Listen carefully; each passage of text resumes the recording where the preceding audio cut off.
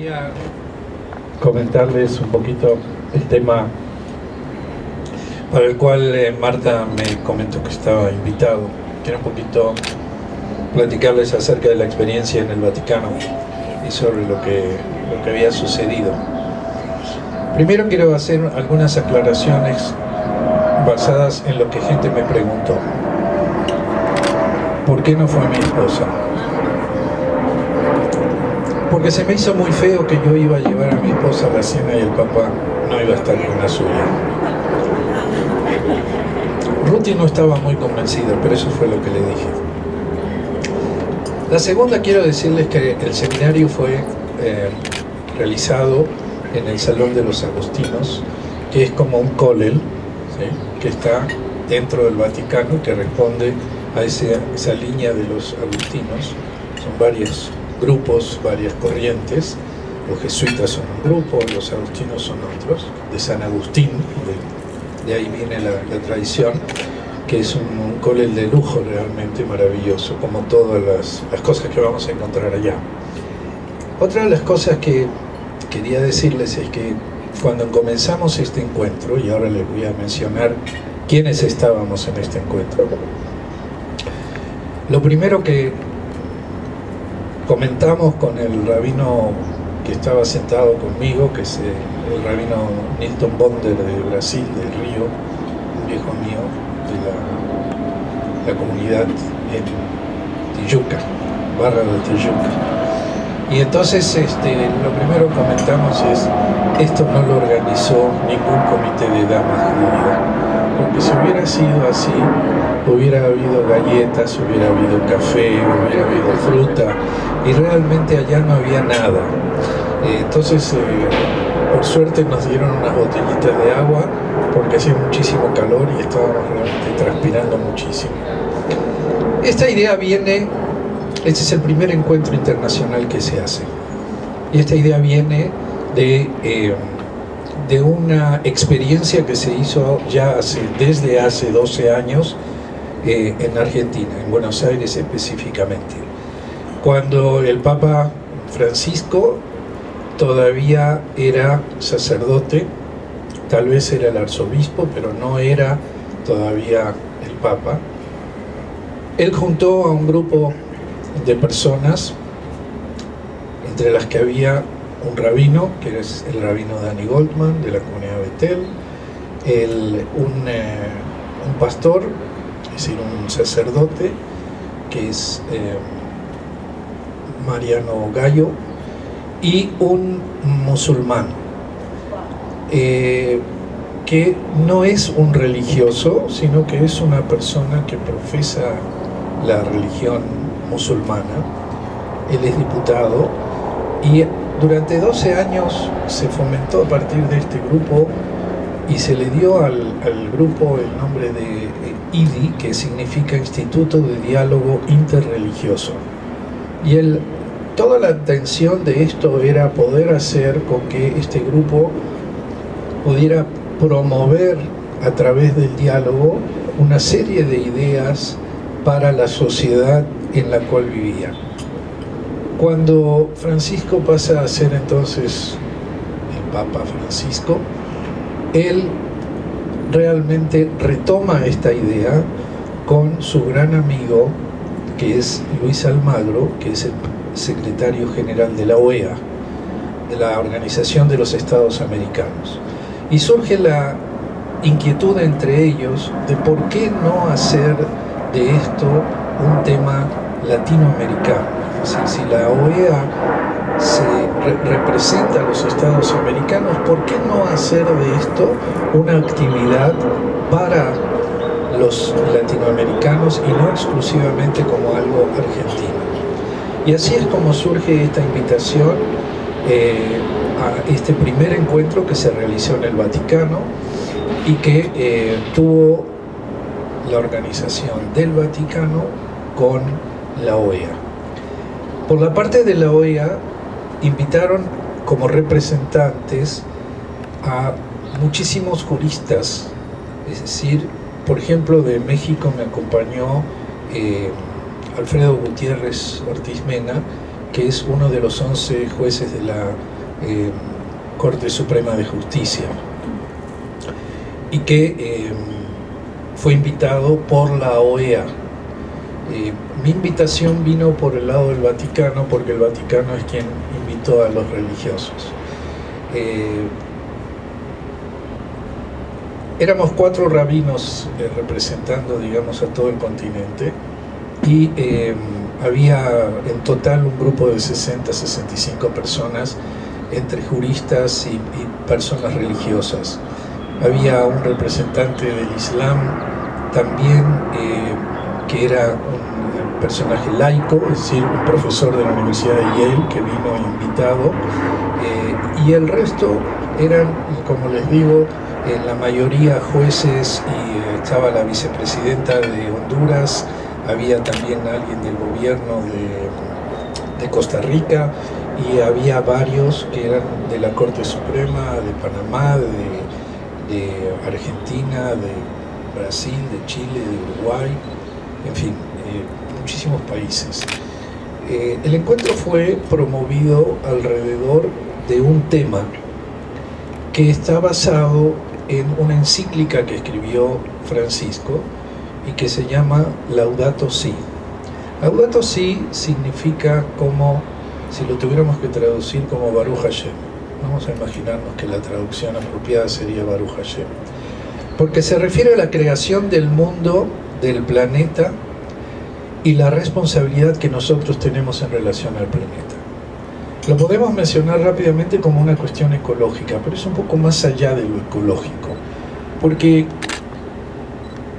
Francisco lo que plantea es que tenemos una preocupación con la casa común. La casa común es el planeta en el cual nosotros estamos viviendo. Y esta casa común es la que nosotros tenemos que, de alguna manera, tratar de proteger. ¿Por qué? Porque nosotros vivimos en ella. Y porque también, sea a través de la cita bíblica, el propio Papa toma en su documento, por ejemplo, toda la parte de la creación de Bereshit, que es un texto común, digamos, entre católicos y judíos, pero toma esto como un reconocimiento también a la vida judía y a lo judío, en relación a cómo Dios crea y le entrega al hombre este planeta y le dice, ¿sí? Es decir, este planeta es para ustedes, tú eres quien está a cargo de esto y tú eres mi socio en esto y tú tienes que ayudarme en esto. ¿Y cómo se van creando problemas en este planeta y cuáles son esencialmente estos problemas? Y eso es lo que nos tiene reunidos en ese encuentro. Hubo la posibilidad de escuchar los problemas gravísimos de algunos países, especialmente de Centroamérica, en relación a cómo el tema de la vivienda, el tema de la alimentación, el tema de la educación, el tema de la falta de justicia, o sea, de un sistema de justicia que sea un sistema de justicia ético, el tema del trabajo social, todos estos principios eran expuestos por cada uno de los países, y las mesas que se formaron eran mesas en las cuales estaban estos representantes jurídicos, estos ministros, digamos así, de Corte Suprema, y cada uno planteaba esto. Eran mesas de a 3 personas, y había también una mesa de mujeres, hubo una mesa de mujeres en la cual también la vicepresidenta de Honduras fue la que manejó esta mesa con otras mujeres que estaban representando a sus países, y cada uno expuso una serie de ideas y una serie de posicionamientos en relación a este problema. Tuvimos todo un día de seminario que comenzó a las 8 de la mañana y terminó a las 8 de la noche, en el cual 3 rabinos participamos en eso. Una mesa que fue de los que crearon el grupo de IDI en Argentina, exponiendo su proyección y su experiencia. Otro grupo que estuvo tratando el tema de de cómo bajar, digamos, cómo tomar este concepto de Tikkun Olam, que es el concepto judío, pero que también lo cita el propio Papa en su encíclica como Tikkun Olam, es decir, como el tema de reparar lo que se necesita reparar en el mundo, o como también se habla, es decir, Dios crea, pero no completa su obra de creación y le da la llave al hombre y le dice, tú tienes que terminarlo. Y entonces es un poco, bueno, ¿cómo vamos a hacer? ¿Y qué es lo que está pasando en la sociedad? A mí me tocó cerrar el evento,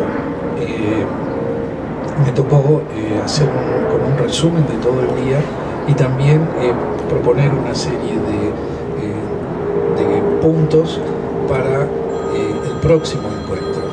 El próximo encuentro ya llegó durante el mismo congreso, llegó la invitación de la presidenta de Chile para que el próximo encuentro se haga en Santiago de Chile. Fue realmente conmovedor el poder estar con todo un grupo de gente.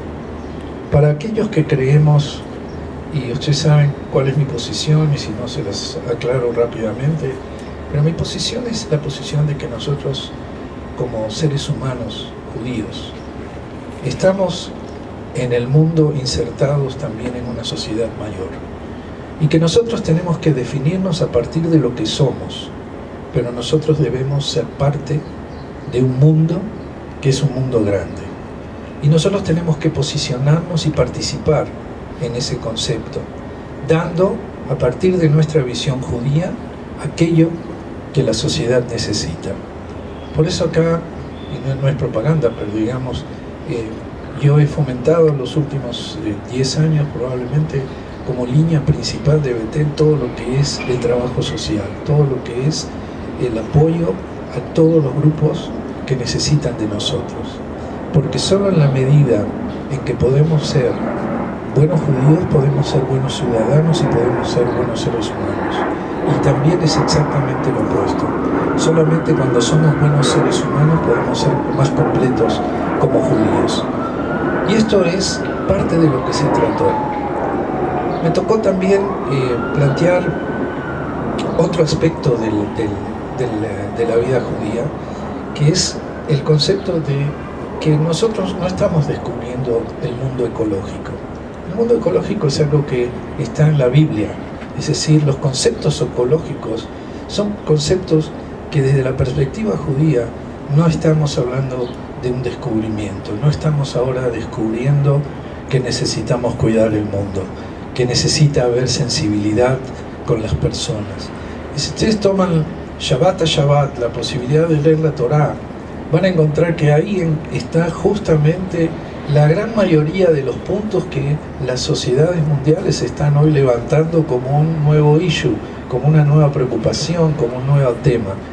Pero que nosotros, desde la época bíblica, cuando hablamos de Bal Tashchit, es decir, el cuidado con los animales, el famoso versículo donde se dice que no se debe tomar a la madre con su cría en el nido.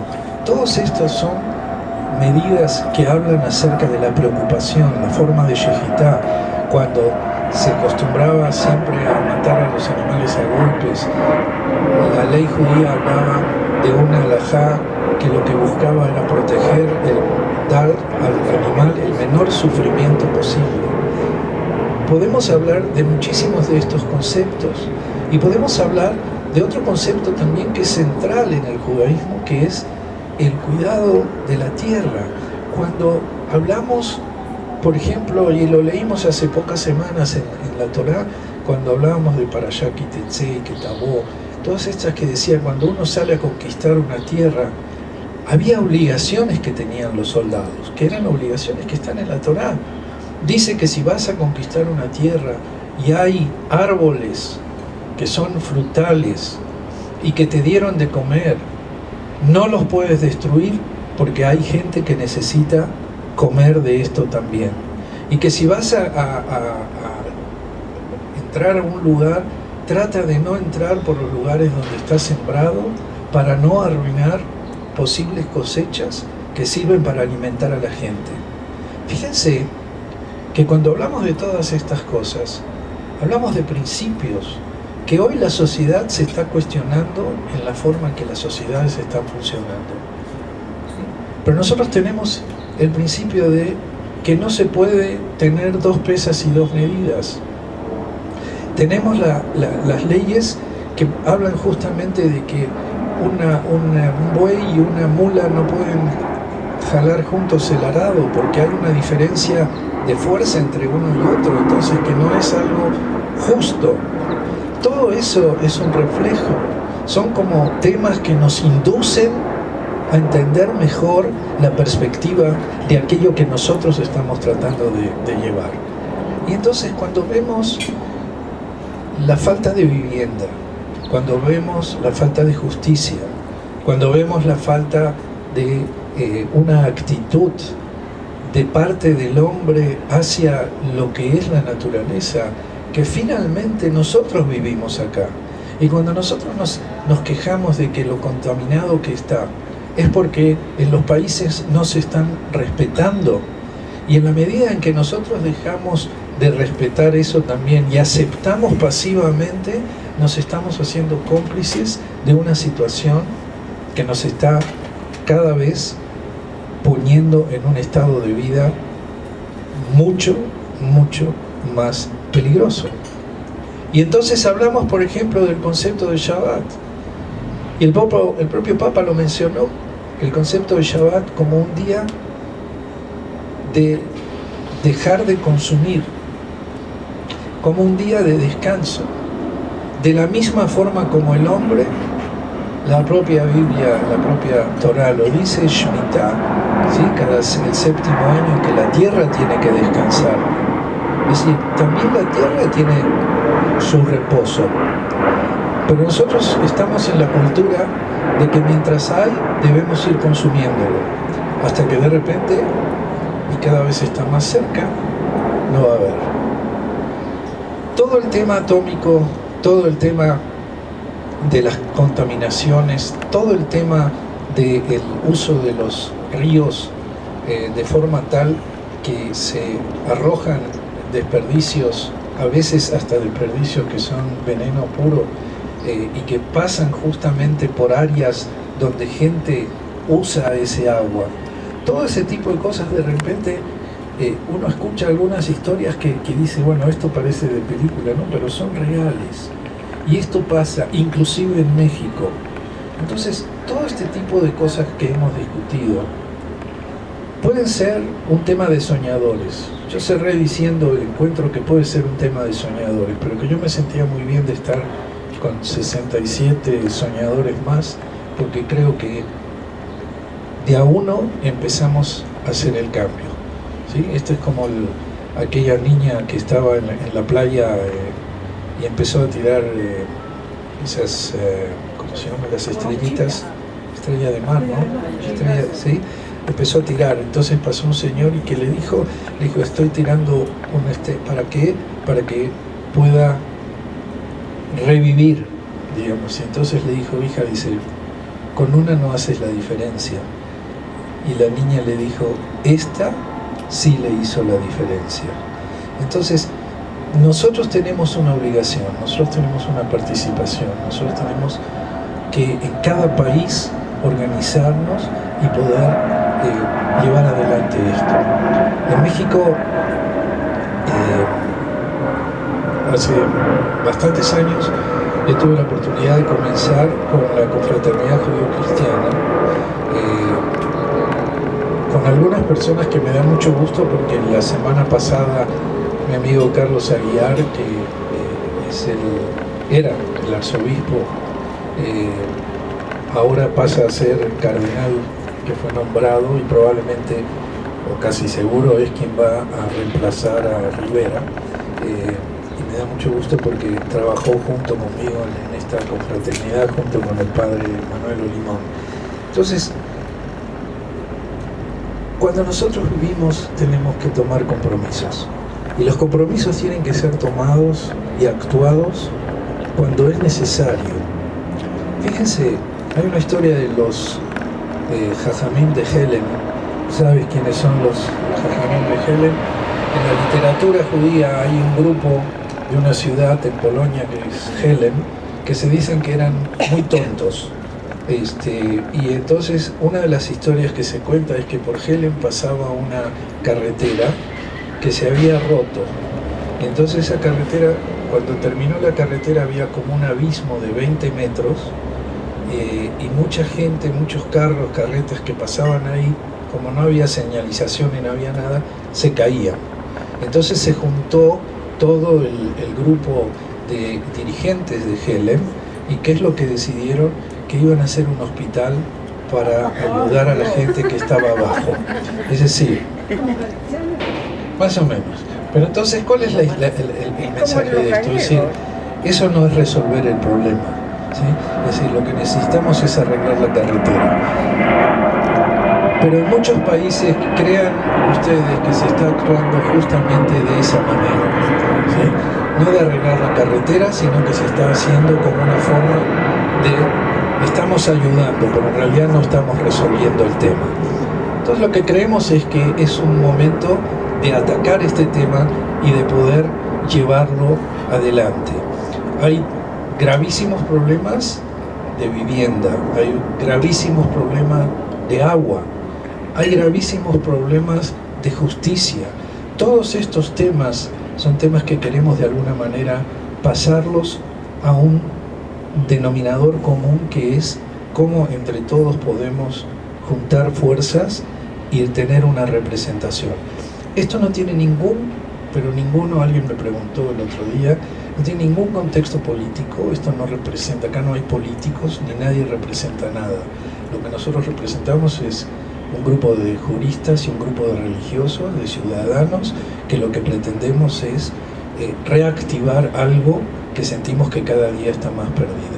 Porque en la medida en que nosotros mismos nos alejamos de los valores, en la medida en que nosotros mismos actuamos conforme a la mayoría, estamos transformando el mundo en un lugar cada vez menos habitable. Y justamente estando bajo esta jupá, esto es una cosa que llama a una reflexión mucho mayor, porque judaicamente tenemos una sukkah que nos recuerda esto, el contacto con la naturaleza. Tenemos un Tu B'Shvat en el cual cada uno tiene un compromiso de plantar árboles. Es decir, desde la perspectiva judía, les repito, esto parece un tema que no es algo nuevo para nosotros. Sin embargo, cuando lo colocamos en el contexto de la gran sociedad, necesitamos tener una voz mucho más fuerte y necesitamos tener un proyecto mucho más claro. El gran problema muchas veces es cuando interfieren los grupos de intereses con cuestiones políticas, pero acá justamente el objetivo es que esto es una cuestión de ciudadanos, de religiosos y de juristas que no tienen una participación política en algún grupo específico. Esa es una de las cosas que quería comentarles.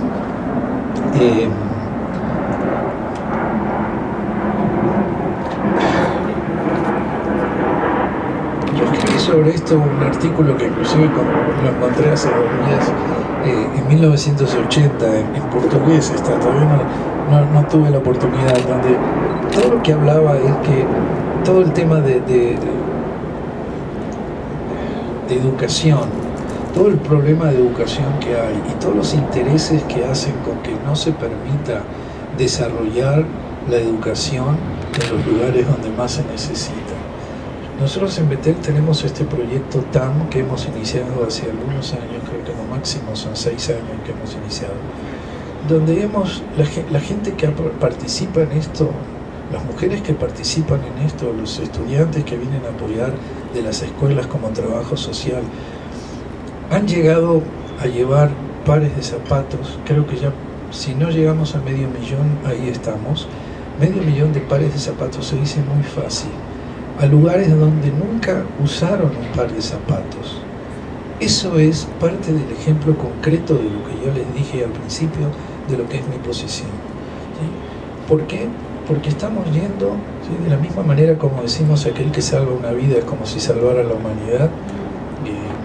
Hoy me preguntaron en un programa de radio justamente porque quieren promover que se le entregue la medalla Belisario Domínguez a un joven que se sacrificó para evitar que explotara una gasolinera cuando hubo un problema. Y la historia original de esto es que fue dada también hace muchos años, y sería la primera vez que hubiera una coincidencia, a alguien que había en un pueblo, no me acuerdo dónde, un tren lleno de dinamita que estaba estacionado en la estación, y alguien le tiró fuego para que explotara, y era muy probable que todo el pueblo volara, porque era una cosa así, y que hubo un soldado que corrió, agarró la máquina de tren y la locomotora y sacó el tren, y él murió en la explosión, pero la explosión ya no fue en medio de la ciudad, ¿no?, del pueblo. Entonces yo decía que, y después el comentario era que después pasó a ser como que un político le ponía la medallita al otro, ¿no?, pero que no era ese el sentido con el que fue creado.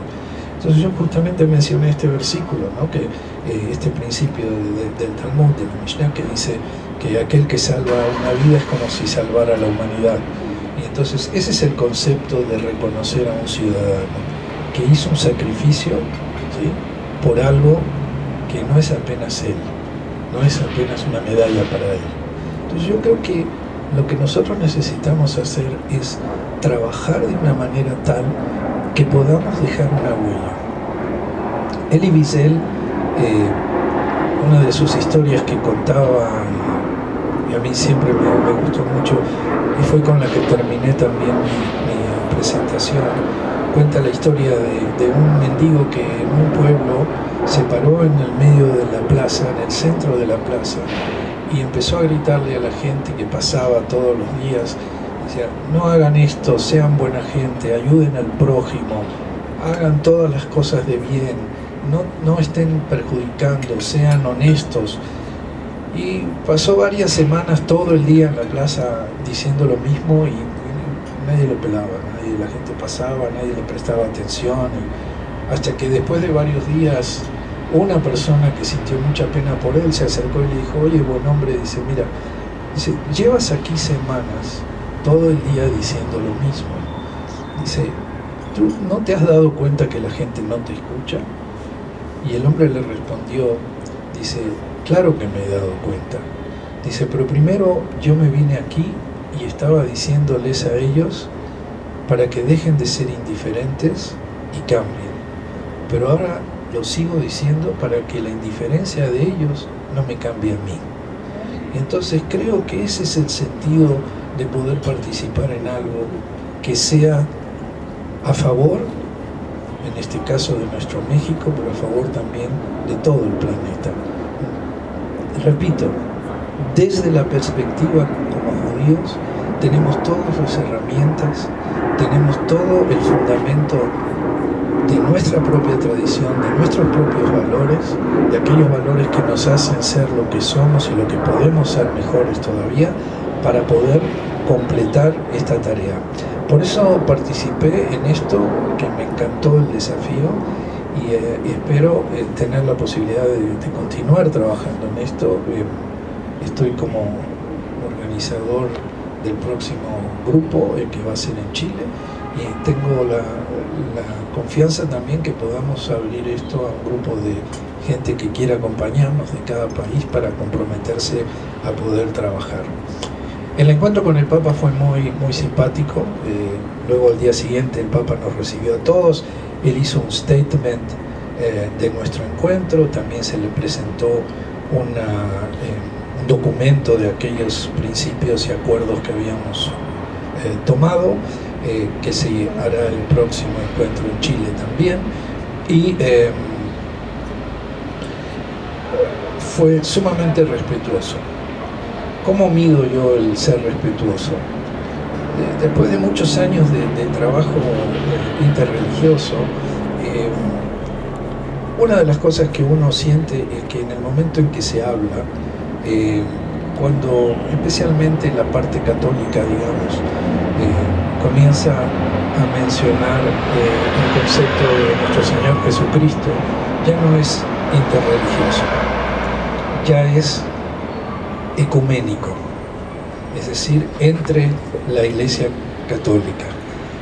En el caso del Papa quiero decirles que ni una vez hubo esta mención.